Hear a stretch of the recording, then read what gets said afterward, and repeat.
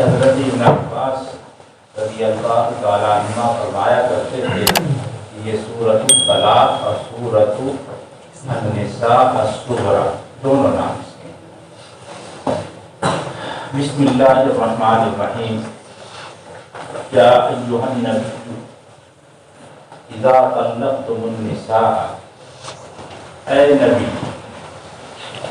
جب تم لوگ اپنی عورتوں کو طلاق دینے کا ارادہ کرو۔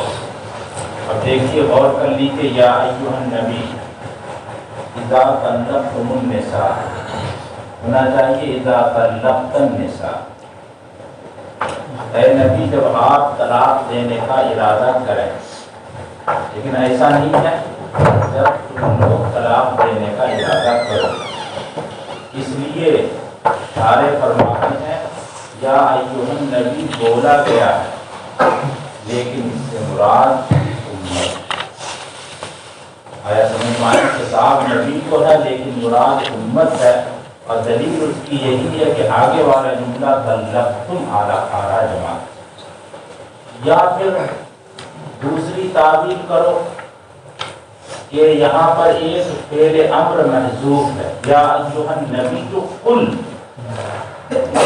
اذا طلقتم النساء، اے نبی آپ فرما دیجئے جب تم طلاق دینے گئے۔ اگر یہ ہوگا قل تو یا ایھا النبی سے خطاب نبی کو، اور اگر یہاں پر قل نہیں ہے مقدر تو یا ایھا النبی سے خطاب نبی کو نہیں ہے بلکہ امت ہے۔ دونوں میں یہ فرق ہو جائے گا۔ اگر ہم دوسری تفسیر کرتے ہیں کہ یہاں پہ قل کو مقدر مانتے ہیں تو پھر یا ایھا النبی کا جو خطاب ہے نبی ہی کو خطاب حقیقت پر مبنی ہے، اور اگر جو ہے یہاں پر قل کو مقدر نہیں مانتے ہیں بلکہ یا ایھا النبی خطاب نبی کو ہے لیکن مراد نبی نہیں ہے بلکہ امت ہے، تو ایسی صورت میں یہ مجازاً نبی کو خطاب ہوگا، حقیقتاً نبی کو خطاب نہیں ہے۔ یہ دونوں میں یہ فرق، دونوں تفسیر میں یہ فرق ہو جائے گا۔ المراد امت، مراد اللہ کے نبی کی امت ہے، اور اس پر قرینہ ہے ما بعدہ، بقرینۃ ما بعدہ، اس کے ما بعد والا قرینہ طلقتم جمع کا صیغہ ہے۔ دوسری تفسیر او قل لہم، یا آپ ان سے کہیے، سمجھ میں آیا؟ تو خطاب جو ہے نبی کو ہو جائے گا۔ اذا طلقتم النساء، جب تم عورتوں کو طلاق دینے کا ارادہ کرو۔ یہ ارادہ کرنا اس لیے ترجمہ کیا ہے شارح نے کہ اگر یہ اس کا ترجمہ وہ ہو کہ جب تم عورتوں کو طلاق دے دو تو طلاق دو ان کو، تو یہ تحصیل حاصل ہے، اس لیے اس کا ترجمہ کیا اذا اردتم الطلاق، جب طلاق دینے کا ارادہ کرو۔ فطلقوہن، تو تم ان کو طلاق دو اس حال میں کہ وہ اپنی عدت کا استقبال کرنے والی ہو، لعدتہن، اس حال میں طلاق دو کہ وہ اپنی عدت کا استقبال کرنے والی ہو۔ لعدتہن، یہ جو لام جو ہے وہ توصیف کے لیے ہے اور یہ حال بات ہے، سمجھا؟ اس حال میں طلاق دو کہ وہ اپنی عدت کا استقبال کرنے والی۔ عدت کس سے ہوتی ہے آپ لوگوں کو معلوم ہے؟ طہور سے عدت ہوتی ہے یا حیض سے ہوتی ہے؟ حنفیہ کے نزدیک جو عدت جو ہوتی ہے وہ حیض سے ہوتی ہے، تو حیض کا استقبال کرنے والی ہو۔ استقبال کا مطلب کیا ہوتا ہے؟ ابھی حیض آیا نہیں، یہ تو استقبال کا مطلب تو یہی ہوا، ابھی حیض آیا نہیں ہے، حیض آنے والا، یعنی طہور میں طلاق، یہ تو مطلب ہو گیا طہور میں طلاق ہو۔ اور لعدتہن جو ہے یہ حال واقع ہے، مستقبلات لعدتہن، سمجھا مولانا صاحب؟ کہا جاتا آتی کا للیلۃ مضت من رمضان، آتی کا للیلۃ مضت من رمضان، کہا جاتا ہے، ایسا کہا جاتا ہے جب رمضان کی ایک رات گزر جائے تو اس سے پہلے میں آؤں، اس کا استقبال کرتے ہوئے میں آ جاؤں، یہ معنی ہوتا ہے۔ آتی کا للیلۃ مضت من رمضان، رمضان کی میری تاریخ گزرنے سے پہلے میں جو ہے میں اس کا استقبال کرتے ہوئے میں آؤں گا، یہ جملہ بولا جاتا ہے۔ اسی طرح سے لام یہاں پر استقبال کے معنی میں ہے، مستقبلات لعدتہن۔ آیا کیا مطلب ہو گیا کہ ان کی عدت سے پہلے طلاق، یہ تو مطلب ہو گیا مستقبلات لعدتہن۔ اگر اس کا ترجمہ کیا جائے کہ اپنی عدت کے استقبال کرنے والی ہو، اس کا مفہوم کیا ہوگا؟ ان کی عدت سے پہلے طلاق، یہ ترجمہ بھی کیا گیا قبل عدتہن، یہ مطلب ہو گیا۔ اور ایک روایت ایک جو ہے قرات میں ایسا ہے لقبل عدتہن، اور ایک قرات میں ہے فی قبل عدتہن، ایک قرات میں ہے لقبل عدتہن، اور ایک قرات میں ہے فی قبل عدتہن، ان کی عدت سے پہلے۔ قرآن جو ہے اس کا ایک قرات اس کی جو ہے دوسری قرات کی تفسیر کرتی ہے، یفسر بعضہ بعضا، سمجھا؟ اس لیے دوسری قرات کو جب یہاں پر شامل کریں گے تو سب کو جمع کرنے کا نتیجہ یہی ہوگا کہ اس کا ترجمہ کریں گے کہ عدت سے پہلے ان کو طلاق دو، یعنی طہور میں طلاق دو، اور عدت جو گزاری جائے گی وہ ایسے گزاری جائے گی۔ آیا سمجھ میں آیا؟ یہ تو سب یعنی سب کے نزدیک یہ مسئلہ متفق علیہ ہے کہ طہور میں طلاق دینا جو ہے یہ سنت ہے، سمجھا؟ تو طریقہ جو طلاق کا ہے وہ طہور میں طلاق دینا بھی یہ ہے، اور وہ ایسا طہور ہو جس میں جمع نہ ہوا ہو۔ سمجھیے یہ مسئلہ آپ ذہن میں پڑھ چکے ہیں۔ حضرات شافعیہ کے یہاں عدت جو گزاری جاتی ہے طہور سے عدت گزاری جاتی ہے، حضرات شافعیہ کے یہاں طہور سے عدت گزاری جاتی ہے۔ اگر اس کا ترجمہ وہ کریں گے کہ تم اب ان کی عدت سے پہلے طلاق دو، اور عدت ہے ان کے نزدیک طہور، تو طہور سے پہلے کیا ہوا؟ حیض، تو کہ حیض میں طلاق دو، جبکہ حیض میں طلاق دینا ممنوع ہے، حیض میں طلاق دینا ممنوع ہے۔ اس لیے حضرات شافعیہ نے اس کا معنی کیا کیا؟ لام کو فی کے معنی میں کیا، لام کو فی کے معنی میں کیا؟ فی عدتہن، ارے ان کی عدت میں طلاق دو، ان کی عدت کے بالکل شروع میں طلاق دے دو۔ یہ تفسیر میں فرق جو ہو رہا ہے، یہ تفسیر میں فرق اسی وجہ سے ہو رہا ہے کہ حضرات شافعیہ کے یہاں عدت جو ہے وہ طہور ہے، اور حضرات حنفیہ کے یہاں عدت حیض ہے، حیض سے پہلے طہور میں طلاق دینا ہے۔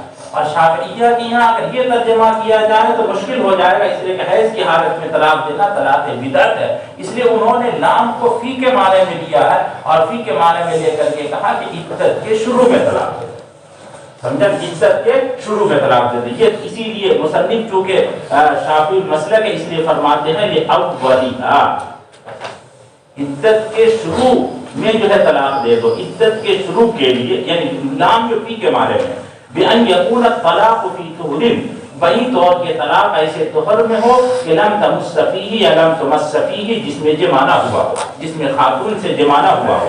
یہ تفسیر ہی صلی اللہ علیہ وسلم بذالک، اللہ کے رسول نے یہی تفسیر فرمائی ہے۔ کون سی تفسیر؟ نہیں وہ تفسیر کیسے ہو جائے گی مولانا صاحب؟ لم تمس فیہ والی تفسیر فرمائی ہے، لم تمس، کیونکہ جو جس روایت کا یہ حوالہ دے رہے ہیں، رواہ الشیخان کا جو حوالہ دے رہے ہیں وہ روایت کون سی ہے؟ حضرت ابن عمر کی روایت۔ حضرت ابن عمر رضی اللہ تعالیٰ عنہ نے اپنی بیوی کو طلاق دی اور وہ حالت حیض میں، اللہ کے رسول کو معلوم ہوا تو اللہ کے رسول نے فرمایا کہ اس کو کہو کہ رجت کر دے۔ رجت کرنے کے بعد جب حیض گزر جائے، اور حیض گزرنے کے بعد جو ہے جو طہور آ گیا، سمجھا؟ اور طہور کے بعد جو حیض آ گیا، اور پھر اس حیض کے گزرنے کے بعد جو طہور آ گیا، سمجھا؟ یہ پوری تفصیل ہے حدیث میں۔ یہ جس حیض میں طلاق ہوئی ہے اس حیض کو چھوڑنا، اس کے بعد طہور آئے گا، اس طہور کے بعد پھر حیض آئے گا، پھر حیض کے بعد پھر جو طہور ہوگا، اس طہور میں وہ چاہے تو طلاق دے دے، شرط یہ ہے کہ اس میں جمع نہ ہو۔ آیا سمجھ میں آیا مولانا صاحب؟ تو یہ جو تفسیر ہے لم تمس فیہ کی تفسیر ہے جس میں جمع نہ ہو۔ آیا سمجھ پایا مولانا صاحب؟ بعض حضرات نے فرمایا کہ نہیں، یہ تفسیر ہے طلاق دینے کا وقت، طلاق دینے کا وقت جو ہے وہ کیا ہے مولانا صاحب؟ اللہ کے رسول نے متعین فرمایا کہ طلاق دینے کا ٹائم کیا ہے؟ طہور ہے۔ طلاق دینے کا جو ٹائم ہے وہ طہور ہے، تو طہور میں طلاق ہوگی، سمجھا؟ یہ بھی ہو سکتا ہے کہ دونوں مفہوم بیان کیا گیا۔ وَأَحْصُ الْعِدَّةَ، اور عدت کو محفوظ رکھو، عدت کو محفوظ رکھو، یعنی اصل تو عدت کو یاد رکھنا عورت کا کام ہے، لیکن عورت جو ہوتی ہے وہ بھولنے والی ہوتی، بالخصوص ٹینشن میں تو زیادہ بھولے. ارے طلاق ہو گئی ہے مولانا صاحب تو ٹینشن نہیں ہوگا. طلاق دے کے دیکھو بیوی کو کتنا ٹینشن ہوتا ہے. بیوی بھی ہے نہیں، جب ہو جائے طلاق دے کے دیکھو کتنا ٹینشن ہوگا مولانا صاحب. تو اس کو نسیان زیادہ ہوگا. اس لیے اللہ تعالیٰ نے حکم دیا کہ خاص طور پر تم لوگ یاد رکھو ٹائم کو. کہ ٹائم یاد نہیں رکھو گے تو الجھن پیدا ہوگی. مثلا تم کو رجعت کرنا ہے، طلاق رجعی دی گئی ہے، رجعت کرنا ہے اور تم کو یاد ہی نہیں کہ کب طلاق دی، تب رجعت کیسے کرو گے؟ رجعت تم نے کر لی، بیوی کہہ رہی کہ نہیں عدت گزر چکی تھی، تم کہہ رہے ہو عدت نہیں گزری تھی، کشمکش پیدا ہو.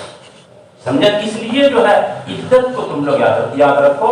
اور مثلا یہ بھی ہے کہ اس مطلقہ کی بہن سے نکاح کرنا ہے. مطلقہ کی بہن سے نکاح اس وقت تک جائز نہیں ہوگا جب تک کہ عدت نہ گزر جائے. یہ سب مختلف مسائل پیدا ہوں گے، اس لیے عدت کو یاد رکھو. احصوا العدۃ احفظوها لتراجعوا قبل فراغها، تاکہ اس عدت کے ختم ہونے سے پہلے تم رجعت کر سکو. لتراجعوا قبل فراغها، اس عدت کے ختم ہونے سے پہلے فارغ ہونے سے پہلے رجعت کر سکو. واتقوا اللہ ربکم، اللہ سے ڈرو. اللہ جو تمہارا رب ہے اس سے ڈرو. قرآن کریم کا ایک عام اصول ہے، جب بھی کوئی قانون بیان کیا جاتا ہے تو قانون بیان کرنے کے آگے یا پیچھے تقویٰ کی وصیت کی جاتی ہے. کہ کسی پولیس کے خوف سے نہیں، قانون کے خوف سے نہیں، حکومت کے خوف سے نہیں، سمجھا نا، بلکہ اللہ کے خوف سے اس پر عمل. جہاں پر بھی آپ کوئی حکم دیکھیں گے اور اس حکم پر عمل کرنا مشکل ہوتا ہے، وہاں پر فوراً یا تو آگے یا پیچھے تقویٰ کی وصیت ہوگی. اللہ تعالیٰ ڈرائے گا مخالفت سے، یہ سمجھا نا، تاکہ جو کچھ بھی عمل ہو قانون کی بنیاد پر نہ ہو، اللہ کے خوف کی بنیاد پر. قانون کی بنیاد پر جو عمل ہوتا ہے وہ قانون کی حد تک ہوتا ہے، اس میں پھر جو ہے انسان جو ہے وہ کبھی موقع پاتا ہے تو نہیں بھی کرتا ہے، لیکن اللہ کے خوف سے اگر ہوگا تو پھر ہمیشہ وہ کرے گا. اسی لیے ہر جگہ یہاں پر آپ دیکھیں گے مناسبت تلاش کرنے کی ضرورت نہیں ہے. یہ چونکہ ایک بھاری حکم کو بیان کیا جا رہا ہے تو ایسے مشکل حکم کے لیے جو ہے اللہ تعالیٰ نے تقویٰ کی وصیت فرمائی ہے. واتقوا اللہ ربکم اطیعوہ فی امرہ ونہیہ، اس کی اطاعت کرو اللہ کے امر میں اور نہیں میں. فرماتے لا تخرجوہن من بیوتہن، مطلقہ کو ان کے گھروں سے مت نکال. ان کا گھر ہے اس لیے کہ وہ اس میں رہتی ہے، نسبت جو کی گئی ہے سکونت کے اعتبار سے ہے تو گھر شوہر کا، لیکن چونکہ اس میں اس کی رہائش ہے اس کی وجہ سے وہ ان کا گھر ہے. تو مولانا حذیفہ صاحب کا کمرہ کہاں؟ وہ آخری منزل میں. سمجھا مولانا صاحب؟ مولانا حذیفہ صاحب نے بنوایا کمرہ، انہوں نے خرید کر کے. ارے سکونت کے لحاظ سے یہ ہے وہ نسبت کی جا رہی ہے. یہ آیا سمجھ میں آیا مولانا صاحب؟ من بیوتہن ولا یخرجن، اور وہ خود بھی نہیں نکلے گی. یعنی اگر شوہر دھکے دے کر کے نکال بھی دے تو بھی اس کو نکلنا نہیں ہے. کیوں؟ یہ جو گھر میں عدت گزارنا ہے، یہ عدت گزارنا صرف حقوق العباد میں سے نہیں ہے بلکہ یہ حقوق اللہ میں سے. اس لیے خروج مطلقاً جائز نہیں ہے. یہ آیا سمجھ میں آیا؟ ولا یخرجن منہا، ان گھروں سے نہیں نکلے گی حتی تنقضی عدتہن، یہاں تک کہ ان کی عدت ختم ہو جائے. الا ان یاتین بفاحشۃ مبینہ، الا یہ ہے کہ وہ بے حیائی ہی پر اتر جائے. الا ان یاتین بفاحشۃ مبینہ، الا یہ کہ وہ کھلی ہوئی بے حیائی پر ہی اتر جائے. فاحشہ مبینہ اس کی جو تفسیر کی گئی ہے، ایک تفسیر وہ کی گئی ہے جو میں نے آپ کو. فاحشہ مبینہ کی تفسیر حضرت عبداللہ بن عمر رضی اللہ تعالی عنہ فرماتے ہیں کہ فاحشہ مبینہ کا مطلب ہے خروج. فاحشہ مبینہ کا مطلب ہے خروج، نکل جانا ہی یہ فاحشہ مبینہ. اگر یہ تفسیر ہوگی حضرت مسعود نہیں، حضرت ابن عمر رضی اللہ تعالیٰ عنہ کی یہ تفسیر ہے، اور اسی کو اختیار کیا ہے سدی نے. سمجھا نا؟ مفسر جو سدی ہے انہوں نے بھی اختیار کیا، اور یہی حضرت امام ابو حنیفہ رحمۃ اللہ علیہ اختیار فرماتے ہیں. سمجھا کیا مطلب ہو جائے گا مولانا صاحب؟ مطلب یہ ہو استثناء جو ہے وہ استثناء نہیں ہے، یعنی یہ نہیں ہے کہ فاحشہ مبینہ کے ٹائم میں نکلنا جائز ہو گیا، فاحشہ مبینہ کے ٹائم میں نکلنا جائز ہو جائے گا، یہ اس کام کو اس چیز کو بیان کرنے کے لیے استثناء نہیں ہے، بلکہ قباحت اور شناعت کو بیان کرنے کے لیے ہے، قباحت اور شناعت کو بیان کرنے کے لیے استثناء۔ اس کی مثال ایسے ہی سمجھیے، ایک آدمی کہتا ہے کہ اپنے والدین کی نافرمانی مت کرو، الا یہ ہے کہ تم نافرمانی ہی پر اتر جاؤ۔ کیا مطلب ہوا؟ نافرمانی پر اتر جائے کوئی شخص تو اس کے لیے نافرمانی کرنا جائز ہو جائے، یہ قباحت اور شناعت کو بیان کرنے کے لیے۔ بات سمجھ میں آئی مولانا صاحب؟ اس کا ترجمہ کیا جائے گا الا یہ ہے کہ وہ کھلی ہوئی وہ بے حیائی ہی پر اتر جائے۔ اب کھلی ہوئی بے حیائی کیا ہے کہ اتنا حکم دینے کے باوجود وہ گھر سے باہر چلی گئی۔ آیا خروج جو ہے یہی فاحشہ مبینہ، آیا سمجھ میں آیا مولانا صاحب؟ یہ نکل جانا ہی فاحشہ مبینہ ہے، لہذا نکلنا کسی بھی صورت میں جائز نہیں ہے، یہ استثناء شناعت اور قباحت کو بیان کرنے کے لیے۔ دوسری تفسیر کی ہے کہ فاحشہ مبینہ سے مراد ہے زنا کرنا، سمجھا؟ وہ مطلقہ معتدہ اگر زانیہ بن جائے تو زانیہ بن جائے تو اب اس کے لیے خروج کرنا جائز ہے۔ کیوں خروج کرنا؟ سزا دیے جانے کی، حد جاری کرنے کے لیے ان کو باہر نکالا جائے گا، ایک ضرورت کی وجہ سے ان کو باہر نکالا جائے گا۔ آیا سمجھ میں آیا مولانا صاحب؟ ضرورت کے وقت میں جیسے ڈاکٹر کے پاس جانا ہے، ضروری کام ہے، یہ ڈاکٹر نہیں آ سکتا ہمارے گھر میں، اب وہ جانا پڑے گا اس کے ہاسپٹل میں، تو اب وہ جو ہے اجازت ہوتی ہے جانے کی ہے۔ آیا سمجھ میں آیا مولانا صاحب؟ تو ایسی اضطراری طور پر ایک آدمی کے پاس جو ہے کھانے پینے کے لیے کوئی چیز نہیں اور نفقہ دینے کے لیے بھی کوئی تیار نہیں، حالانکہ شوہر پر نفقہ واجب ہے، لیکن شوہر جو ہے غائب ہے، وہ نہیں دے رہا ہے، تو کھانے پینے کی ضرورت کو کی تکمیل کے لیے بھی وہ بدرجے مجبوری دن میں جو ہے وہ کسب کرنے کے لیے جا سکتی ہے، یہ مجبوری کی صورت ہے۔ یہ الا ان یاتینا بفاحشۃ مبینہ کا مطلب ہے الا یہ کہ وہ زنا کر لے، اگر زنا کر لے تو اس پر حد جاری کرنے کے لیے باہر نکالا جائے، استثناء اپنے اصلی معنی۔ آیا سمجھ میں؟ تیسری تفسیر کی گئی الا ان یاتینا بفاحشۃ مبینہ، حضرت ابن عباس فرماتے ہیں کہ زبان درازی کرنے لگی، سمجھا نا؟ یعنی ان تغدو علی اہلھا، سمجھا؟ زبان درازی کرنے لگی، اب جس کو دیکھ رہی ہے لڑائی کر رہی ہے، اس سے جھگڑا کر رہی ہے، سمجھا نا؟ سسرال میں اپنے ساس سے، سسر سے اور دوسرے لوگوں سے، تو ایسی صورت میں یہ ہے کہ بھئی تم جا سکتی ہو، تم سے یہی زیادہ مناسب ہے کہ تم باہر چلی جاؤ، سمجھا نا؟ تیسری تفسیر، یہ تین تفسیر کی گئی ہے، فاحشہ مبینہ خروج کے معنی میں، یا زنا کے معنی میں، یا یہ زبان درازی کے معنی میں۔ یہ مصنف نے جو اختیار کیا ہے وہ زنا کو اختیار کیا ہے۔ یہ دیکھیے مولانا صاحب، بفاحشۃ یعنی زنا، مبینہ بفتح الیاء مبینہ بھی پڑھا گیا ہے، اور مبینہ بفتح الیاء وکسرها ای بینت، یعنی مبینہ اگر ہے تو بینت کے معنی میں، اور اگر یہ مبینہ ہے تو بینتن کے معنی میں۔ اگر کسی عورت کو اس کے میکے میں طلاق پڑ جائے، عزت کہاں گزارے؟ ارے مولانا صاحب شوہر کے گھر میں گزارے، شوہر کے گھر میں گزارے گی مولانا صاحب، یہ ہدایت ذرا سا دیکھ لو ابھی، سمجھا نا؟ ہدایت جو اس میں مزید تفصیل میں ہے، وہ میرے خیال سے عدت تو گزر چکی ہوگی، عدت تو ختم ہونے والی ہوگی مولانا صاحب، عدت آ چکی ہوگی مولانا صاحب، اس میں جو دیکھ لیجیے شوہر کے گھر میں ہی عدت گزارنی ہے، سمجھا نا؟ یعنی شوہر نے اس کو جو گھر دے رکھا ہے موت کے ٹائم میں، سمجھا نا؟ اسی گھر میں جو ہے اس کو الا یہ کہ کوئی مجبوری ہو تو الگ بات ہے، مجبوری کا مسئلہ الگ ہو گیا۔ فرماتے وکیل فیخرجنا، بس ان کو نکالا جائے گا ان کے اوپر حد کو جاری کرنے کے لیے۔ وتلک المذکورات حدود اللہ، یہ جو ہے جو ذکر کیے گئے احکام یہ اللہ کے حدود ہے۔ ومن یتعد حدود اللہ، جو اللہ کے حدود سے تجاوز کرے گا تو گویا کہ اس نے اپنے تحقیق کے اس نے اپنے اوپر ظلم کیا، سمجھا؟ یہ وصف میں اس طرح کا جملے کا اضافہ فرما رہے ہیں تاکہ کیا ہو مولانا صاحب؟ یہ کیا ہو؟ ڈرامہ سیریل بنائے جاتے ہیں اور مسلمان ہوتے ہیں اور ان کا بھی ہو طلاق نہیں سمجھا، نکاح بھی ہوا طلاق بھی، نکاح ہوا طلاق ہو، طلاق ہو. اب یہ اس طرح کے مسائل رسمدار لکھتا ہے کمرے میں پوچھ لے رہا ہوں، میں تفصیل سمجھانا. یہ جو سوال آپ کا سمجھا نہیں، کمرے میں کسی کو پوچھنا ہو تو عشاء کے بعد جو ہے آپ پوچھ لیجیے گا، آج کوئی ضروری نہیں کسی کو، سمجھا. اس طرح کے سوالات جو ہے آپ جو ہے خصوصی طور پر پوچھ لیجیے. میں سوال آپ کا سمجھا نہیں، کیا کرنا، نکاح ہوا طلاق ہوئی، طلاق ہو گئی، طلاق ہو گئی.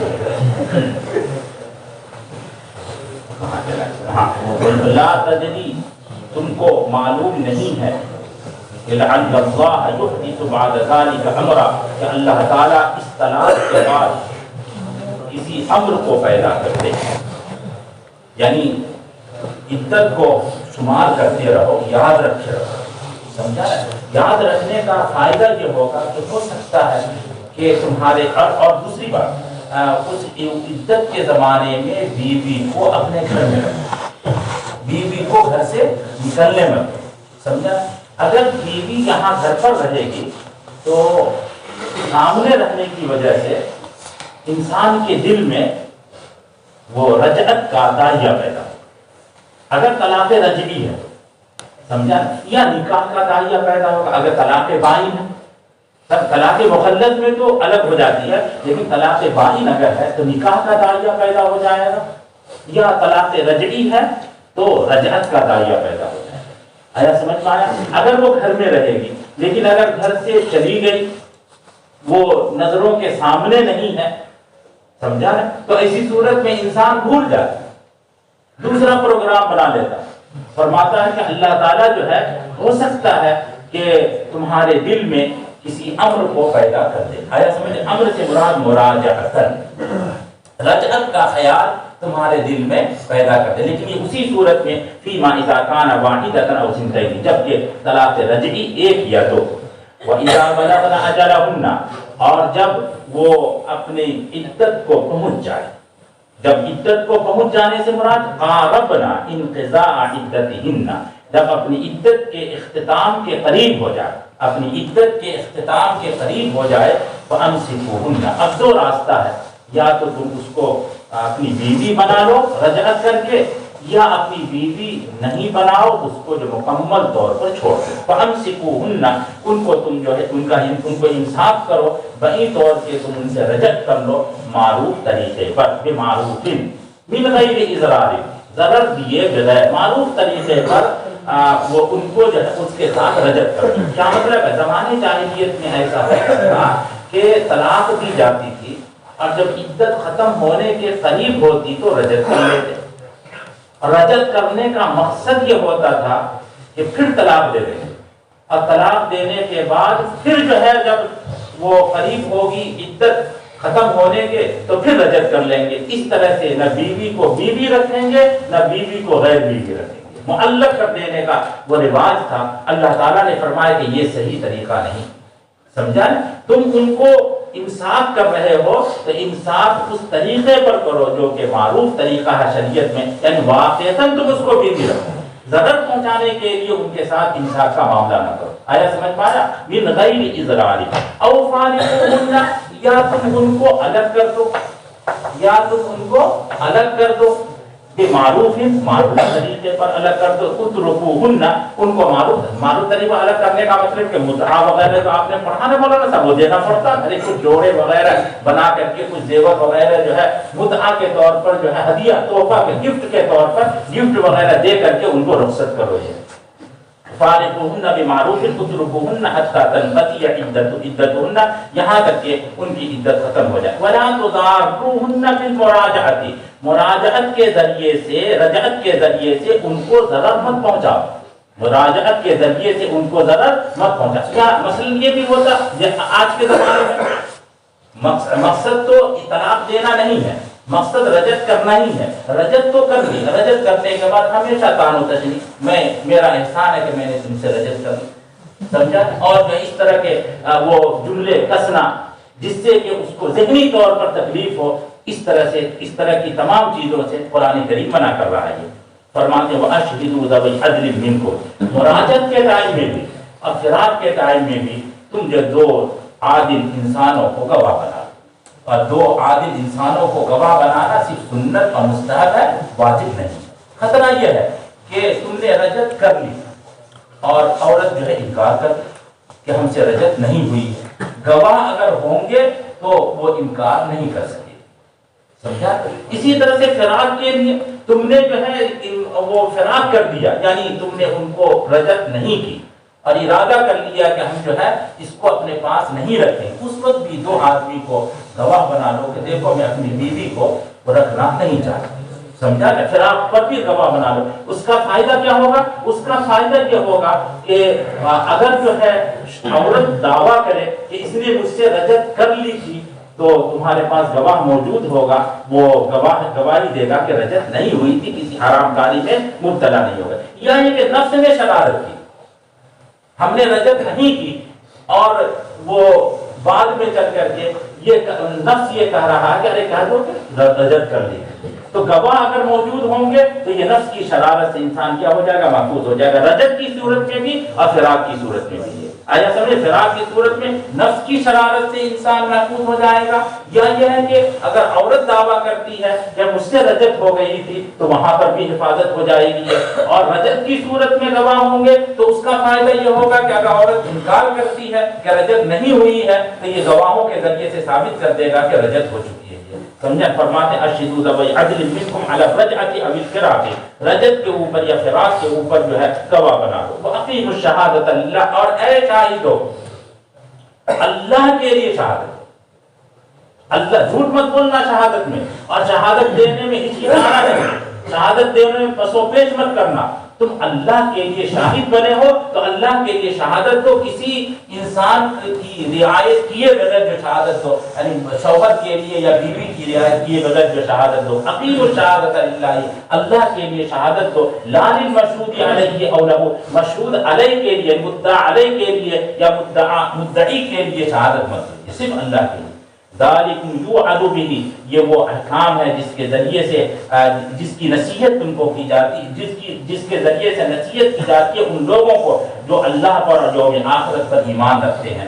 वमन यत्तक़िल्लाह यजअल लहू मखरजा, और जो शख्स अल्लाह से तक़वा का इख्तियार करेगा, अल्लाह का खौफ रखेगा, उसके लिए अल्लाह ताला दुनिया की मुसीबतों से निकलने की राह पैदा कर देगा। तक़वे की फजीलत बयान फरमा रहे हैं, जगह जा बजा जो है अल्लाह ताला हुक्म बयान करते हुए तक़वे की ताकीद फरमा रहे। तो तक़वे की अब यहाँ पर फजीलत बयान फरमा रहे, तक़वे की अहमियत ये बयान कर रहे। अगर तुम अल्लाह के मुत्तकी रहोगे, अल्लाह से डरते रहोगे, तो अल्लाह ताला तुम्हारे लिए दुनिया की और आखिरत की मुसीबत से निकलने का जरिया बना देगा। ये मखरजन मिन कुरबि दुनिया वल आखिरत, दुनिया की मुसीबत से और आखिरत की मुसीबत से। वयरज़ुक़हु मिन हैथु ला यहतसिब, और उसको मुत्तकी को रिज़्क़ देगा ऐसी इस तौर पर कि उसको गुमान भी नहीं होगा। आखिरत में अगर मामला आखिरत में रिज़्क़ देने का है तो हदीसों में आएगा ऐसा उसको रिज़्क़ दिया जाएगा कि उसने कभी सुना नहीं होगा, कभी देखा नहीं होगा, कभी ख्याल नहीं आया होगा, ऐसा रिज़्क़ जो उसको दिया जाएगा, ये समझा ना, उसको ख्याल तक नहीं होगा। और दुनिया में अगर जो है रिज़्क़ का मामला है और वो रिज़्क़ हिस्सी तौर पर है, रिज़्क़ हिस्सी तौर पर है, तो उस रिज़्क़ में इजाफा हो जाए। नहीं आया समझ में? 10,000 रुपए मिलते थे 15,000 मिलने लगेंगे, या कोई मुसीबत होगी, मुसीबत जो है खत्म हो जाएगी, ये हिस्सी तौर पर। और मानवी तौर पर जो है दुनिया में रिज़्क़ का मामला, थोड़े पर कनाअत, अल कनाअत बिल कलील, समझे, थोड़े पर कनाअत, ये मानवी तौर पर जो है क्या ये रिज़्क़ है। या मुसीबत है तो मुसीबत के ऊपर सब्र, अल्लाह ताला सब्र की तौफीक दे देगा। यानी हिस्सी भी रिज़्क़ हो सकता है और मानवी रिज़्क़ भी हो सकता है। दुनिया में हिस्सी रिज़्क़ का मतलब है कि रिज़्क़ में इजाफा, और मुसीबत में जो हिस्सी जो बरकत जो होगी वो ये है कि वो मुसीबत टल जाएगी, मुसीबत खत्म हो जाएगी, समझा। और दूसरी चीज यानी मानवी तौर पर यह है कि सब्र आ जाएगा मुसीबत के सिलसिले में, और वो रिज़्क़ के सिलसिले में थोड़े पर कनाअत हासिल हो जाएगी। ये सब जो है मानवी जो है वो रिज़्क़ है। मिन हैथु ला यहतसिब में ऐसी है इस तौर पर कि उसको गुमान भी नहीं होगा दुनिया के सिलसिले, समझा मौलाना साहब। فرماتے ہیں یخطر ببالہ، انہوں نے آخرت سے متعلق کیا، اس کے قلب میں وہ گمان بھی نہیں ہوگا۔ ومن یتوکل علی اللہ فی امورہ، جو شخص اللہ پر توکل کرتا ہے اپنے تمام امور میں، فی امورہ فہو حسبہ، اللہ تعالیٰ اس کے لیے کافی ہو جاتا ہے۔ جب مراقبہ قد اس صفحے میں مرا، اس صفحے میں، وہاں صفحے کہاں، اس صفحے کو بدل لیجیے، یہاں ادھر والا صفحہ فہو حسبہ کافی۔ ان اللہ بالغ امرہ، یقیناً اللہ تعالیٰ اپنی مراد کو پہنچنے والا ہے، یعنی اللہ تعالیٰ نے جو ارادہ کر رکھا ہے وہ ارادہ ہو کر کے رہے۔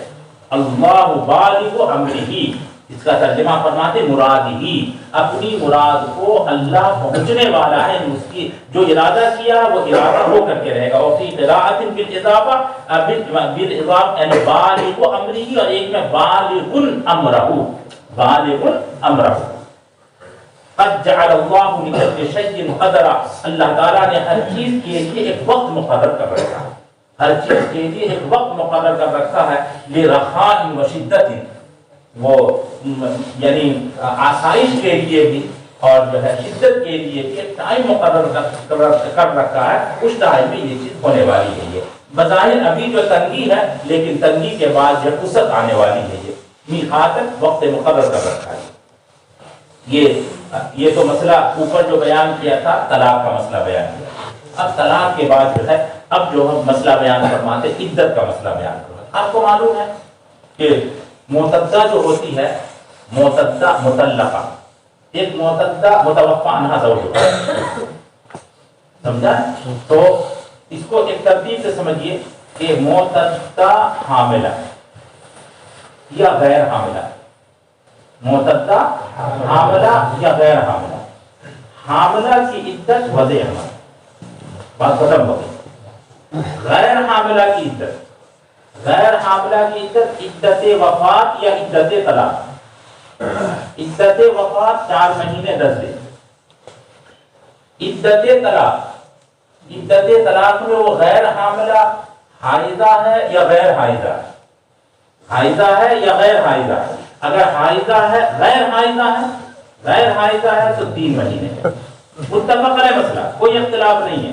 حائضہ ہے تو حائضہ ہے تو اس میں تھوڑا سا اختلاف ہے، حضرت امام ابو حنیفہ رحمۃ اللہ علیہ کے یہاں 3 ہے اور حضرات جمہور کے نزدیک 3 ظہور۔ آیا سمجھ پا گیا؟ عدت کا مسئلہ ہے سمجھ میں، بالکل واضح مسئلہ ہے۔ ادائے میں 75,000 لوگ سمجھا، اسی کو بیان فرماتے ہیں۔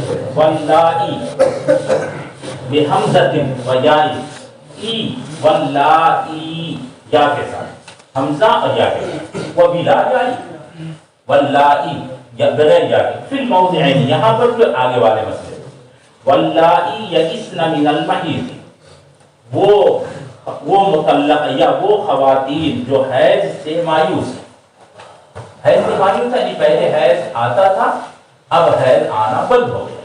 مایوس ہونے کا یہ مطلب ہے، یئسن من المحیض بمعنی الحیض، محیض جو مصدر مینی ہے، حیض کے معنی میں، من نسائکم، تمہاری عورتوں میں سے، فعدتہن 3 اشہر، تو ان کی عدت جو ہے 3 مہینے ہیں۔ ان ارتبتم، اگر تم کو شک ہے، ان ارتبتم، اگر شک نہیں ہے تو یہ جو جملہ ارشاد فرمایا گیا ہے وہ سوال اسی ٹائپ کا ہوا ہے، سوال کے مطابق جواب آیا۔ صحابہ نے سوال کیا تھا کہ ایک خاتون کو حیض نہیں آتا ہے تو اس کی عدت کس طرح سے گزرے، ان کو شک تھا عائشہ کے سلسلے میں، تو اس لیے قرآن کریم نے ان ارتبتم کہا، سمجھا؟ اگر تم کو شبہ ہو عدت کے گزرنے نہ گزرنے کے سلسلے میں تو شبہ کرنے کی ضرورت نہیں ہے، سمجھا؟ یا حیض کے آنے نہ آنے میں شبہ ہو رہا ہے، سمجھا؟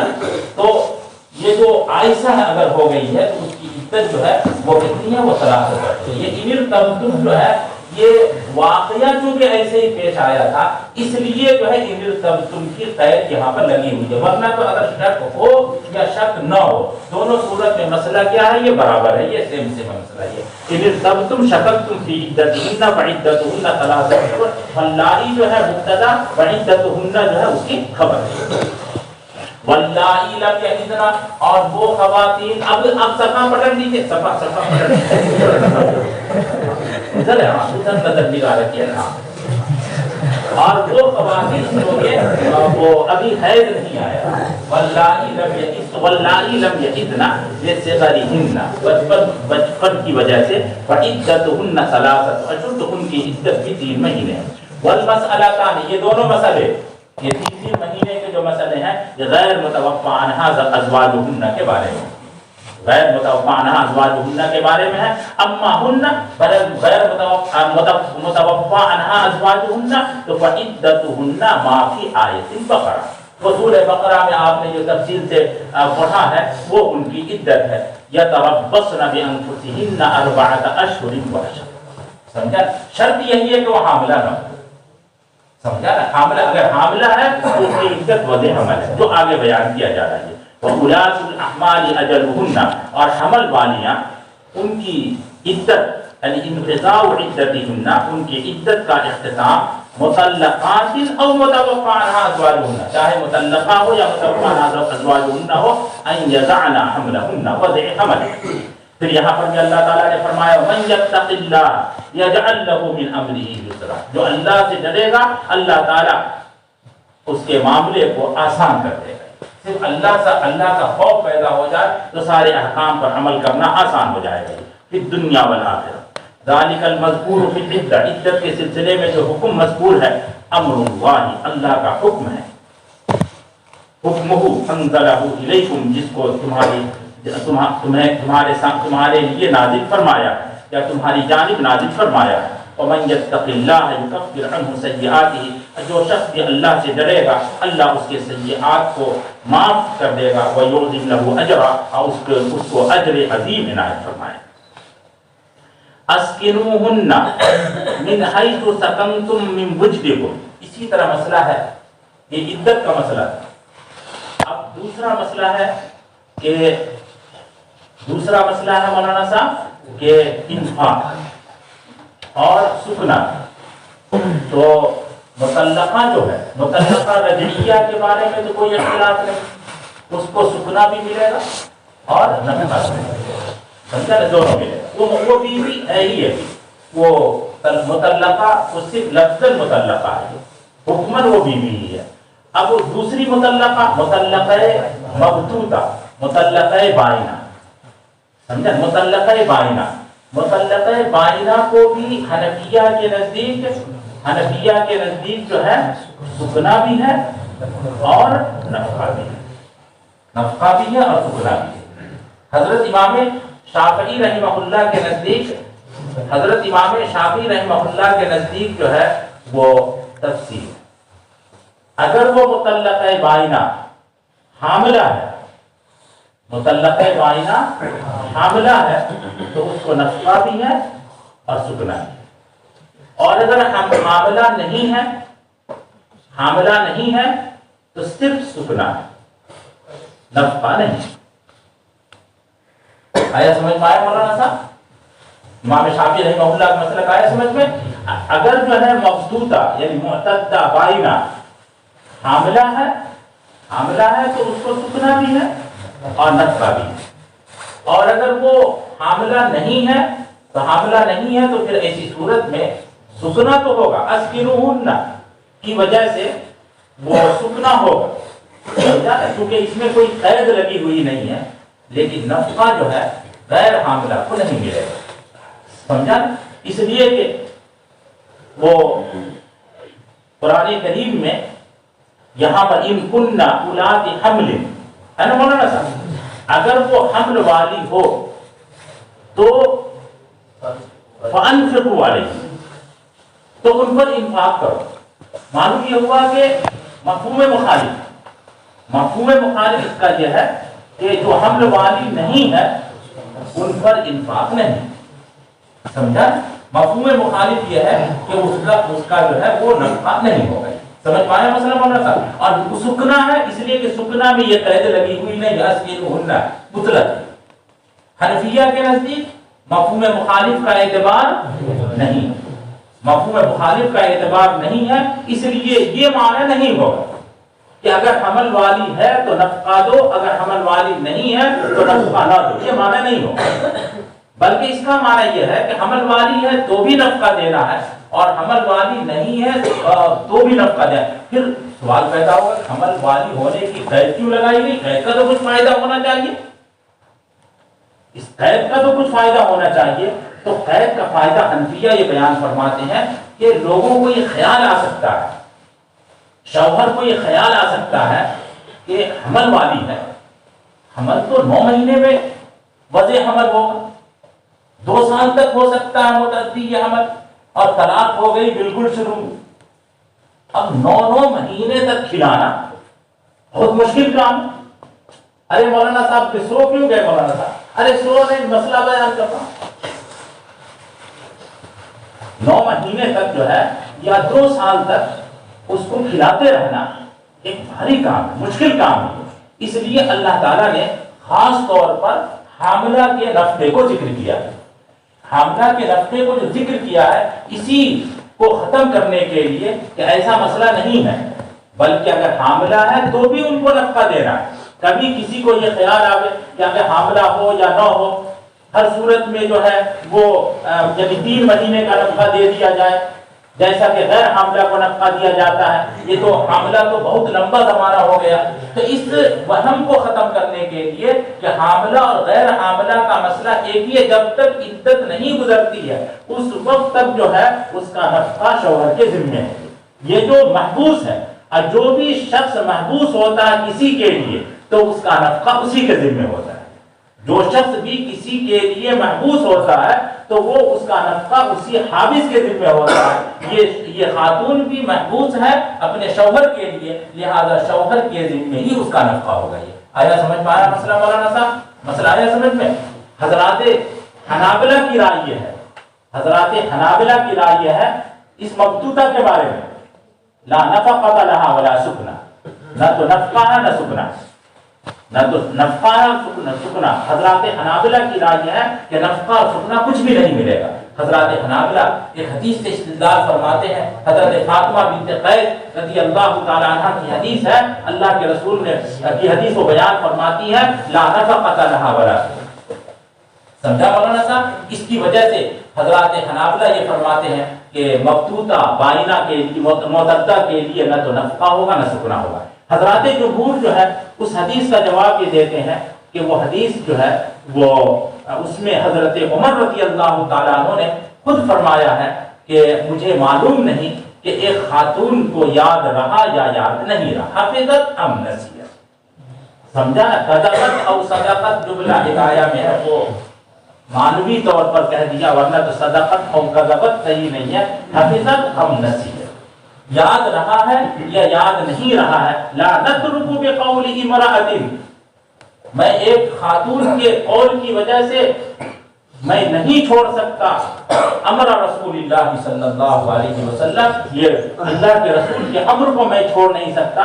اللہ کے رسول کا امر کیا ہے کہ لہا النفقۃ والسکن، اس کے لیے نفقہ بھی ہے اور اس کے لیے سکنا بھی ہے۔ حضرت عمر بن خطاب رضی اللہ تعالیٰ عنہ کو فاطمہ بنت قیس کی حدیث کے بارے میں ڈاؤٹ ہے، اب وہ انکار کرتے ہیں۔ سمجھا مولانا صاحب؟ اس لیے حضرات جمہور فرماتے ہیں کہ فاطمہ بنت قیس کی حدیث سے استدلال کرنا یہ صحیح نہیں ہے۔ اور حضرت عمر کے اس کلام سے معلوم ہوتا ہے کہ حضرت عمر کے پاس حدیث موجود ہے کہ مبتوطہ بائنہ کے لیے نفقہ بھی اور سکنا بھی ہے، مبتوطہ بائنہ کے لیے نفقہ بھی اور سکنا بھی ہے۔ اس حدیث سے یہ معلوم ہوتا، اس سے حنفیہ استدلال فرمائیں گے کہ حضرت عمر رضی اللہ تعالیٰ عنہ جو فرما رہے ہیں کہ نفقۃ و سکنا، اور فرما رہے ہیں کہ ایک خاتون کی وجہ سے میں اللہ کے رسول کے اس امر کو چھوڑ نہیں سکتا، اس کا مطلب ایک حدیث میں آیا ہوا کہ اس کے لیے نفقہ بھی اور سکنا بھی ہے۔ آیا سمجھ میں مسئلہ؟ آیا سمجھ میں مولانا صاحب؟ اس کو ذہن میں رکھ کر کے آیت کو دیکھیے مولانا۔ اب متوفیٰ عنہا زوجہا، آپ نے پڑھا متوفیٰ عنہا زوجہا کے لیے نفقہ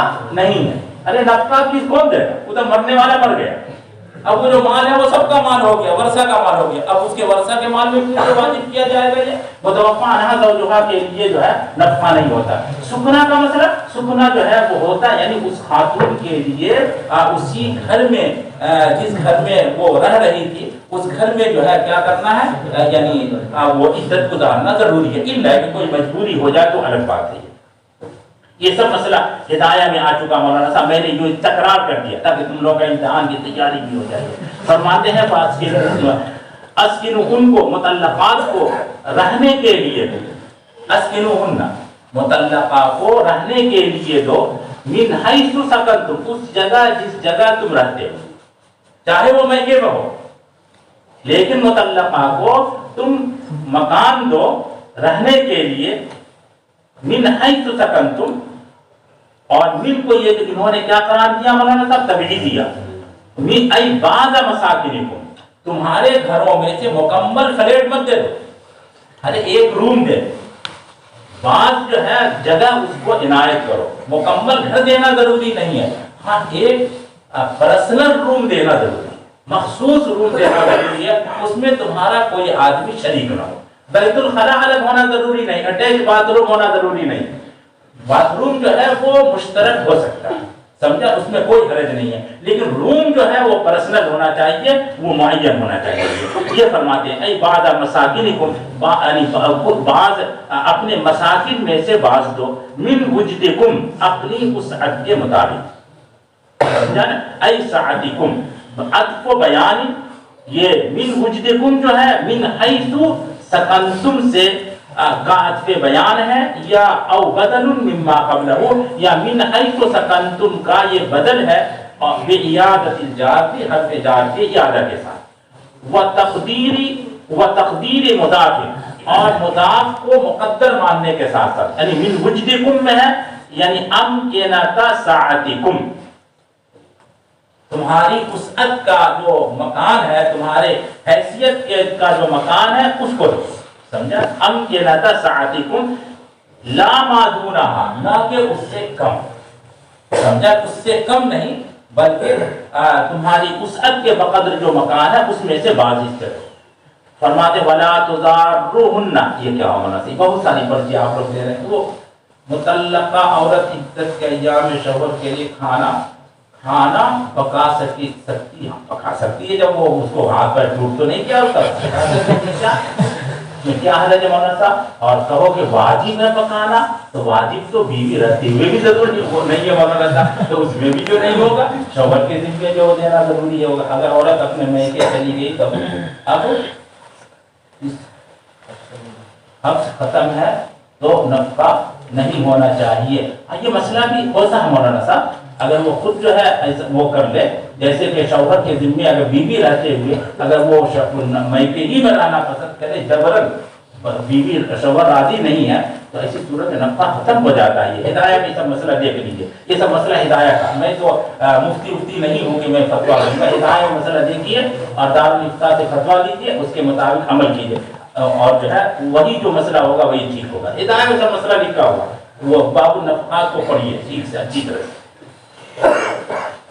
کہاں چلا گیا، ولا تضاروہن، اور تم ان کو ضرر مت پہنچاؤ، ان کو تکلیف مت پہنچاؤ، لتضیقوا علیہن، کہ تم ان کے اوپر مسکن کو ضیق کر دو، فیحتجن الی الخروج، پس وہ نکلنے پر مجبور ہو جائے، ابھی نفقۃ یا نفقے کو ضیق کر دو، تنگ کر دو، فیفتدین منکم، تو تم سے وہ چھٹکارا حاصل کر لے، یعنی وہ رہتی ہے گھر میں، اور گھر میں رہنے کے ساتھ ساتھ تم جو ہے لعن طعن کر دو، نتیجہ یہ ہوگا کہ وہ باہر چلی جائے گی، کہ کون یہ لعن طعن سنتا ہے، تم کھانے کے لیے دے رہے ہو، سمجھا نا، بریانی منگا کر کے دے رہے ہو اور احسان بھی جتا رہے ہو، سمجھا، تو وہ سوچے گی، غیرت مند اگر ہوگی تو کہے گی کہ تمہارا مال تمہارے لیے مبارک ہو، مجھے ایسے مال کی ضرورت نہیں ہے جس میں جو ہے یعنی لعن طعن سننا پڑے گی، سمجھا، تو ایسا مت کرو،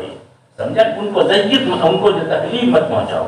وَإِن كُنَّ أُولَاتِ حَمْلٍ، اگر وہ حمل والیاں ہوں، فَأَنفِقُوا عَلَيْهِنَّ، تو ان کے اوپر انفاق کرو، ان کے اوپر خرچ کرو، حتیٰ یضعن حملہن، یہاں تک کہ وضع حمل ہو جائے، سمجھ پانے، یہ جو قید ہے وہ قید اس وہم کو، اس شبہ کو دور کرنے کے لیے ہے کہ یہ جو ہے حمل جو کا زمانہ لمبا زمانہ ہوتا ہے، تو ہو سکتا ہے اس میں نفقہ واجب نہ ہو، اللہ تعالیٰ نے فرمایا کہ نہیں، لمبا زمانہ ہو لیکن عدت کا زمانہ ہے، لہذا حمل واجب ہوگا، یہ حنفیہ کے نزدیک۔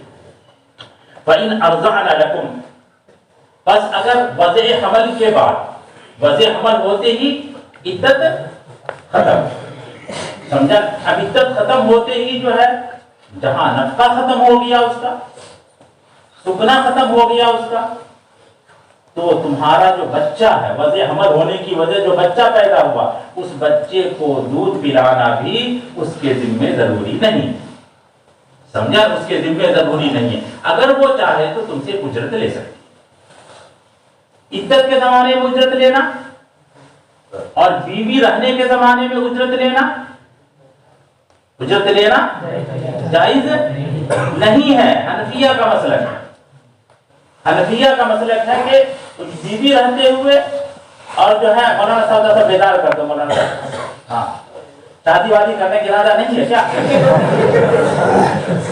بیوی رہتے ہوئے مولانا صاحب اور عزت میں رہتے ہوئے اگر جو ہے وہ اجرت لینا چاہے تو اجرت لینا جائز نہیں ہے حنفیہ کے نزدیک، اور شافعیہ کے نزدیک عدت کے زمانے میں اجرت لے سکتی،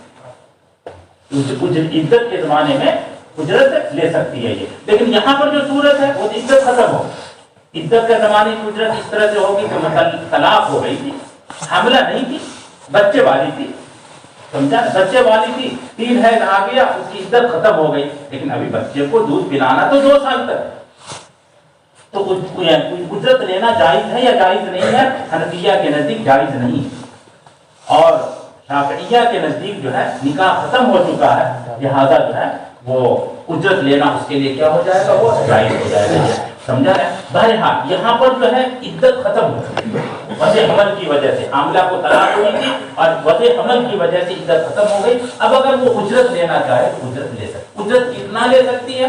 کچھ بڑھا چڑھا کر کے لیتی نہیں، بڑھا چڑھا کر کے نہیں، جتنا دوسری عورتیں اجرت لیتی ہے دودھ پلانے کی اتنی ہی اجرت لیتی، سمجھا؟ اگر اس سے زیادہ کا مطالبہ کرے تو شوہر کو اختیار ہے، وہ کہے کہ فی امان اللہ آپ جائیے، ہم اس کا دودھ اس کو دوسرے سے دودھ پلا دیں، لیکن اگر وہ اتنی ہی اجرت لے جتنی دوسری خاتون لیتی ہے اجرت، تو شوہر کے لیے جائز نہیں ہے کہ وہ دوسری عورت سے دودھ پلائے، بلکہ اسی سے دودھ پلانا ضروری، ماں ہے، ماں کا دودھ زیادہ مفید ہوگا، ماں کو جو شفقت اور محبت ہوگی وہ دوسرے کو، ماں اتنی خطرناک ہے کہ وہ بچے کے لیے جو ہے مضر ثابت ہو رہی ہے، تو ایسی صورت میں فقہا نے لکھا ہے کہ وہ دوسری عورت سے وہ دودھ پلایا جائے، لیکن عام طور پر ایسا ہوتا نہیں، لیکن ہو بھی سکتا کہ عورت جو خطرناک ہو جائے تو ایسی صورت میں وہ شفقت ختم ہو جانے کی وجہ سے وہ دوسری خاتون سے بھی دودھ پلایا جا سکتا ہے۔ آیا سمجھ میں آیا مسئلہ مولانا صاحب؟ فرماتے فَإِنْ أَرْضَعْنَ لَكُمْ، بس اگر وہ تمہاری اولاد کو دودھ پلائے، ان میں سے کوئی تمہاری اولاد کو دودھ پلائے، فَآتُوهُنَّ أُجُورَهُنَّ، تو تم ان کو ان کا اجر دو، ارضاء کے اوپر، دودھ پلانے کے اوپر، وَأْتَمِرُوا بَيْنَكُمْ، اور آپس میں مشورہ کر لو، وَأْتَمِرُوا بَيْنَكُمْ وَبَيْنَهُنَّ، جو متعلقہ ہے تم ہو مشورہ کر لو معروف طریقے پر، بِجَمِيلٍ، معروف اچھے طریقے پر، فی حق الاولاد، اولاد کے حق میں کیا بہتر ہوگا، تم کو دودھ اس کا دودھ بہتر ہوگا یا دوسرے کا دودھ بہتر ہوگا، سمجھا؟ مشورہ کر لیجیے، بالتوافق، اسی طرح سے اجرت کے اوپر جو مشورہ کر لیجیے، بالتوافق علی اجر معلوم علی الارضاء، دودھ پلانے کے اوپر جو متعین اجرت ہے اس پر اتفاق کے ذریعے سے آپ جو ہے مشورہ کر لیجیے۔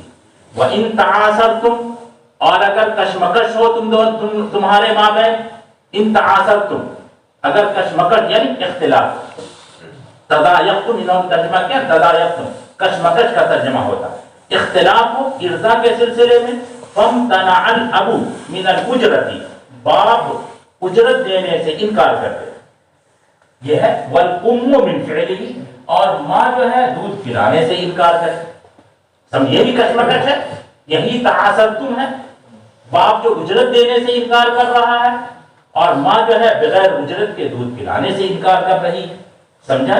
فرماتے فَسَتُرْضِعُ لَهُ الْأُخْرَى، تو وہ اس کے لیے اور باپ کے لیے کوئی دوسری خاتون دودھ پلائے گی، وَلَا تُكْرَهُ الْأُمُّ عَلَىٰ إِرْضَاعِهِ، اور باپ ماں کو اس کے دودھ پلانے پر مجبور نہیں کیا جائے گا، جو میں نے صورت بتائی اس کے ساتھ اس کو ذہن میں رکھ کر کے، لِيُنْفِقْ ذُو سَعَةٍ مِّن سَعَتِهِ، چاہیے کہ مطلقہ پر اور مرضعات پر خرچ کرے وسعت والا اپنی وسعت کے بقدر، وسعت والا اپنی وسعت کے بقدر خرچ کرے۔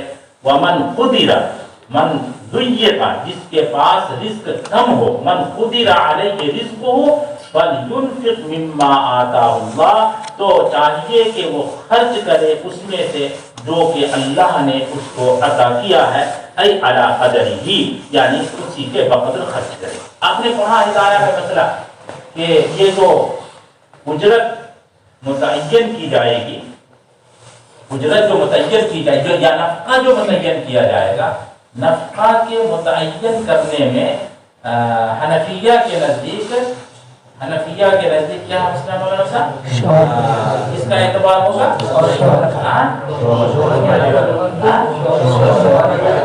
آپ لوگوں ہی میں اختلاف ہو گیا، دونوں ہی کا اعتبار ہے۔ اگر دونوں ہی اموانی ہیں تو اسی طرح کا نفقہ ہوگا، 1,00,000 2 لاکھ روپیہ ایک دن کا ہوگا، سمجھا؟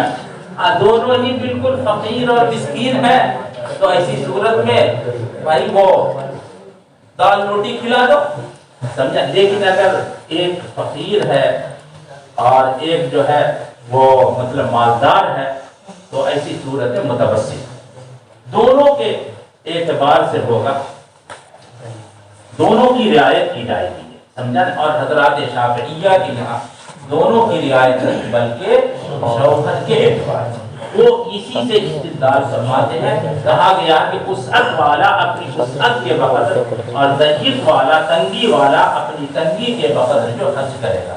حنفیہ فرماتے ہیں کہ اس کا مطلب یہ ہے کہ اگر کسی کے پاس جو ہے تنگی ہے تو خرچ کرنے کے لیے تو اس کو اتنا ہی کہا جائے گا جتنا کہ اس کے پاس ہے، جتنی وسعت اس کے پاس۔ مثلا خاتون جو ہے وہ اس ٹائم کی ہے کہ ہفتے میں 4 دن گوشت کھاتی ہے، سمجھا؟ اس کی یہ پوزیشن ہے، اور شوہر اس ٹائپ کا ہے کہ وہ پورے ہفتے جو ہے دال پر گزارا کرتا ہے، یہ سمجھا؟ دونوں میں یہ حیثیت میں فرق ہے۔ تو ایسی صورت میں شوہر کو کہا جائے گا کہ تم جو ہے دال کے بقدر تو ابھی خرچ کرو، دال کے بقدر ابھی خرچ کرنا ہے تو خرچ، اپنی وسعت سے زائد تو خرچ کر نہیں سکتا، اس کو کہا جائے کہ مسلم لا کر کے دو، سمجھا؟ تو نہیں لا کے دے سکتا، اس کے اور بھی دوسری ذمہ داری ہے، خرچ کرنا ہے اس کو تو اپنی وسعت کے بقدر ہی خرچ کرنا ہے، اپنے مال کے بقدر ہی خرچ کرنا۔ لیکن جو زائد ہے، جو زائد مال ہے، یہ مال جو ہے اس شوہر کے اوپر قرض رہے گا، جب اس کو سہولت ہو جائے گی تو پھر یہ اپنی بیوی کو ادا کرے۔ آیا سمجھ میں آیا؟ یہاں پر خرچ کرنے کا مسئلہ کہا جا رہا، یہاں پر واجب ہونے کا مسئلہ نہیں ہے۔ واجب کتنا ہے؟ واجب تو دونوں کی رعایت کر کے، سمجھا نا؟ لیکن جہاں تک خرچ ابھی فی الحال خرچ کرنا ہے تو فی الحال خرچ کرنے کے لیے بہرحال جیسی وسعت ہوگی اسی کے بقدر اس کو خرچ کرنے کا حکم دیا جائے گا۔ آیا سمجھ میں آیا مولانا صاحب؟ یہ اس میں کہا جا رہا ہے۔ فرماتے ہیں کہ لا یکلف اللہ نفسا الا ما آتاها، اللہ تعالیٰ مکلف نہیں کرتا کسی کو مگر اتنا ہی جتنا کہ اللہ نے اس کو دیا ہے۔ سیجعل اللہ بعد عسر یسرا، اللہ تعالیٰ تنگی کے بعد سہولت پیدا کر دے گا۔ ابھی ٹھیک ہے تنگی ہے، ابھی جتنی تنگی ہے تو تنگی کے اعتبار سے خرچ کرو، باقی جب سہولت ہو جائے گی تو تم جو باقی پیسے دے دینا۔ وقد جعلہ بالفتوح، اللہ تعالیٰ نے ایسا کیا ہے فتوحات کے ذریعے۔ فرماتے وَكَأَيٍّ مِّن قَرْيَةٍ عَتَتْ عَنْ أَمْرِ رَبِّهَا وَرُسُلِهِ فَحَاسَبْنَاهَا حِسَابًا شَدِيدًا، اور کتنی ہی بستیاں ہیں، کأین یہ کاف جر دخلت علی این، کاف جارہ ہے، این پر داخل ہوا ہے، کم کے معنی میں ہے، کتنی ہی بستیاں، اور کم جو خبریہ ہے ای کثیر من القرى، اور یہاں کثیر من القرى سے مراد جو ہے اہل قرى، سمجھا؟ اہل قریہ ہے۔ عتت عن امر ربها، اپنے رب کے حکم سے سرتابی کیا، اپنے رب کے حکم سے نافرمانی کی۔ عتت اسد یعنی اہلہ، قریہ سے مراد اہل قریہ ہے، قریہ والوں نے سرتابی کی، قریہ والوں نے نافرمانی کی اپنے رب کے حکم سے اور اس کے رسول کے حکم سے۔ وحاسبناها حسابا شدیدا، ہم نے اس کا محاسبہ کیا، سخت محاسبہ کیا، سخت محاسبہ کیا، سخت محاسبہ کریں گے، سمجھا؟ اس کا سخت محاسبہ ہوگا، کہاں؟ آخرت میں ہوگا، سمجھا؟ لیکن حاسبنا جو استعمال کیا ہر جگہ آپ پڑھتے ہوئے آ رہے تحقق کو بتانے کے، یعنی یقینی کو بتانے کے لیے، گویا کہ ہو گیا محاسبہ، محاسبہ کے بارے میں ایسا سمجھو کہ اتنا یقینی ہے کہ وہ ہو چکا ہے۔ حاسبنا حسابا شدیدا، اسی کو فرماتے ہیں فی الآخرہ وَإِن لَمْ تَجِدْ، ابھی محاسبہ آیا نہیں ہے، ابھی قیامت آخرت آئی نہیں ہے، لم تجد لتحقق وقوعها، لیکن آخرت کا آنا چونکہ یقینی ہے اور اس محاسبہ کا ہونا بھی یقینی، اس لیے ماضی کا صیغہ استعمال کیا، وَعَذَّبْنَاهَا عَذَابًا نُكْرًا، اور سخت عذاب ان کو دیں گے، ہم اس کو سخت عذاب دیں گے، بسکون الکاف نکرا، صیغہ صفت ہے، نکیرہ نکارتن سے، نکیرہ نکارتن سے، باب یہ نکورا نکارتن باب کروما سے، نکورا نکارتن باب کروما سے، اور یہ صیغہ صفت ہے نکرا، بسکون الکاف وضمها فضیعت، نکرن کا ترجمہ فضیعت یعنی سخت، فضیعت کا معنی سخت، وهو عذاب النار، فذاقت وبال امرها، چنانچہ اس بستی نے اپنی عقوبت کے وبال کو چکھا، اپنی عقوبت کے وبال کو چکھا، وکان عاقبت امرها خسرا، اور اس کا انجام کار خسارہ ہوا، اس کا انجام کار خسارہ ہوا۔ خسرا یہ خسارن کے معنی میں، ہلاکت کے معنی میں، خسرا خسرا یخسر خسرا، یہ مصدر خسرا یخسر خسرا، ذرا سا ادھر متوجہ ہو جائیں گے، توجہ دلائیے ذرا سا مولانا، توجہ سمجھا، توجہ ادھر دیجیے، توجہ ذرا۔ خسرا خسارا و ہلاکت، اعد اللہ لهم عذابا شدیدا، اللہ تعالیٰ نے ان کے لیے سخت عذاب جو ہے تیار کر رکھا۔ یہ جملہ مکرر ہے، تقریر الوعید، تاکید، وعید کو مکرر ذکر کیا گیا ہے تاکید کے لیے۔ فاتقوا اللہ یا اولی الالباب، اے عقل والو اللہ تعالیٰ سے ڈرو، اولی الالباب اصحاب العقول، الذین آمنوا، یہ نعت للمنادى او بیان لو، یا اولی الالباب، یا اولی الالباب کی صفت ہے الذین آمنوا، یا اس کا بیان ہے، یعنی اولی الالباب سے مراد ہے اے ایمان والے۔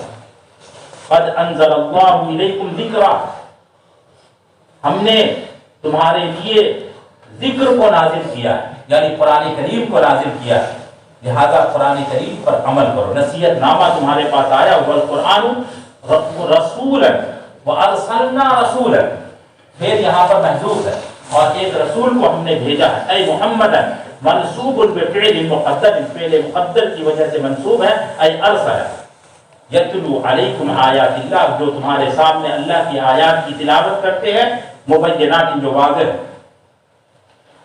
بفتح الیاء و کسرها، مبینات و مبینات کما تقدم، لیخرج الذین آمنوا، تاکہ مومنوں کو، ان لوگوں کو نکالے جو کہ ایمان لائے اور عمل صالح کیا، بعد مجیء الذکر والرسول، ذکر اور رسول کے آنے کے بعد، من الظلمات، ظلمات سے مراد کفر، کفر سے نکالے جس پر کہ وہ تھے، الی النور، الی الایمان الذی قام بهم بعد الکفر، نور کی طرف یعنی ایمان کی طرف جس کو انہوں نے اختیار کیا کفر کے بعد، الذی قام بهم، جو ان کے ساتھ قائم ہوا، جو ان کے جس کے ساتھ وہ منتسب ہوئے کفر کے بعد۔ ومن یؤمن باللہ ویعمل صالحا، اور جو شخص بھی اللہ پر ایمان رکھے گا اور نیک عمل کرے گا، یدخلہ، اللہ تعالیٰ اس کو داخل کرے گا، فی قراءۃ بالنون، ندخلہ، ایسی جنت میں جس کے نیچے سے نہریں جاری ہوں گی، جس میں وہ لوگ ہمیشہ رہیں۔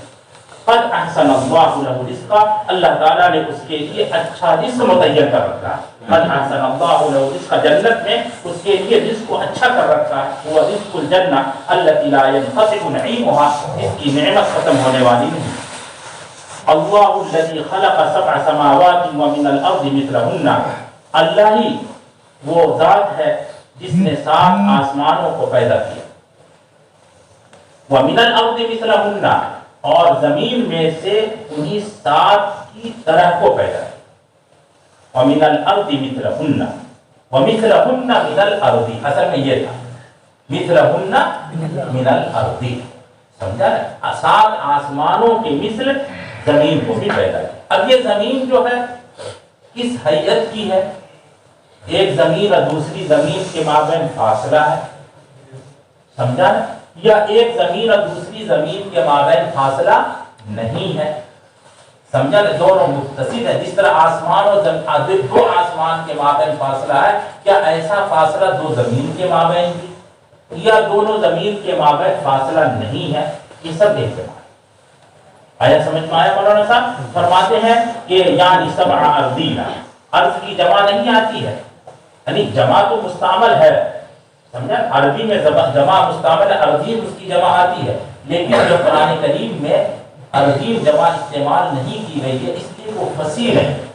اس لیے جہاں پر ضرورت پڑی 7 زمین کو بتانے کی تو وہاں پر یہ طریقہ اختیار کیا گیا من الارض مثلہن. سمجھا نا؟ فرماتے ہیں یتنزل الامر بینہن، اللہ کا امر ان کے مابین نازل ہوتا ہے. اللہ کا امر ان کے مابین نازل ہوتا ہے. تو یہ امر جو ہے امر تکوینی بھی ہو سکتا ہے اور امر تشریعی بھی ہو سکتا ہے. دونوں احتمال. امر تشریعی ہے تو ماننا پڑے گا کہ ہر زمین میں کچھ مخلوق ہے، ہر زمین میں کچھ مخلوق ہے جو مکلف ہے، ہر زمین میں مخلوق ہے جو کہ مکلف ہے، اور اس میں بھی نبی آئے ہیں. سمجھا؟ اس میں بھی انبیاء ہوں گے جو کہ جس کے واسطے سے ان کے پاس جو ہے وہ امر تشریعی آیا ہوگا. یہ بھی احتمال ہے. سمجھا؟ اور یہ بھی احتمال ہے کہ یہ امر سے مراد امر تکوینی ہے، تشریعی نہیں ہے. جو دنیا کا جو ایک نظام ہے، قدرت کا جو ایک نظام ہے، جیسے شمس کا طلوع ہونا، قمر کا طلوع ہونا، رات کا آنا، دن کا آنا، یہ امر تکوینی ہے. کن فیکن کے ذریعے سے جو ہوتا ہے، جس میں عمل کا مطالبہ نہیں ہوتا. سمجھا نا؟ اسی کو امر تکوینی کہا جاتا ہے. تو امر تکوینی بھی ہو سکتا ہے کہ وہاں پر کوئی مخلوق کا ہونا یعنی انسان کا ہونا ضروری نہیں ہے. سمجھا؟ اللہ کا امر تکوینی ان 7 زمینوں میں اور 7 آسمانوں میں وہ اسی طرح سے جیسا کہ اس پہلی زمین میں موجود ہے.